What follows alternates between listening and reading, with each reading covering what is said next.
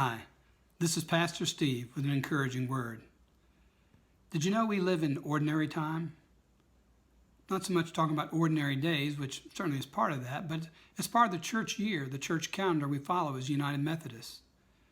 Church year begins with Advent, time in preparation for Christmas. And of course, Christmas comes, December 25th.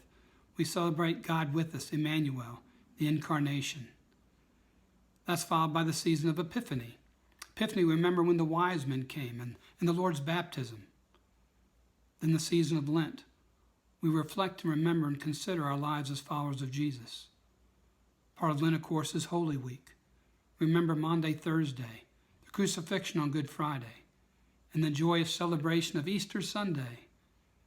The season of Easter time is followed by a few Sundays later by Pentecost, celebration of the Holy Spirit's coming. These are all great and grand days we celebrate and remember in the life of the church and in our lives as followers of Jesus.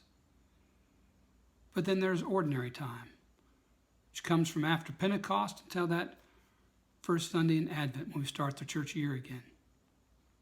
Ordinary time. I think it's then that we need ordinary grace, ordinary miracles. Now, we just finished a series on John chapter 15. Been several weeks looking at that passage, marked by the fact that Jesus said, I'm the vine and you are the branches. And in verse 5 of chapter 15, he reminds us that apart from me, you can do nothing. And we may say, Jesus, that's kind of overstating things. We can do lots of things. But Jesus is talking about the things that bring grace to our life, that bring life change, that give us abundant life, bring peace, love, and joy. All those come from God. We can't manufacture or do it ourselves. And so we need His grace. We need ordinary grace each day. Now in Matthew chapter 14, we have the feeding of the 5,000. That's a great miracle. In fact, it's in all four of the Gospels. 2 loaves, 2 fishes fed over 5,000 people. It's a great miracle. But if you're like me, I don't need a miracle of making food. I have 3 meals a day. I have food in the refrigerator and in the pantry. I think of Matthew, the 6th chapter. It's the Sermon on the Mount when Jesus talks about the Lord's Prayer. And in verse 11 of chapter 6, he asks us to pray, give us this day our daily bread.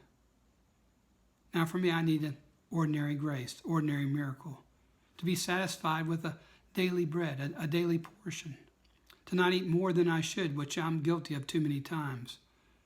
I'm not living just to eat meals, to have too much to eat, too much to drink, and therefore have the weight and the burden to show with that. I need an ordinary grace to be satisfied with an ordinary meal, daily bread. However that may come to me, whether fixed by my wife or even eating out. Daily bread. It's an ordinary grace that God provides for our daily needs. Through jobs where we earn the money to buy the food. Through the farmers who work the soil and grow the grains, grow the vegetables. Even the farmers that take care of the animals. All those go into making my daily bread. And I should be thankful for that bread. And I should be satisfied with that which I need to eat. It's an ordinary grace. Don't need a miracle like the 5,000. Just need an ordinary miracle of having daily bread and being thankful and satisfied with it. That's part of what I need in my life. Don't know what you have needed in your life. Don't know if you need a miracle of the supersize, like a feeding 5,000.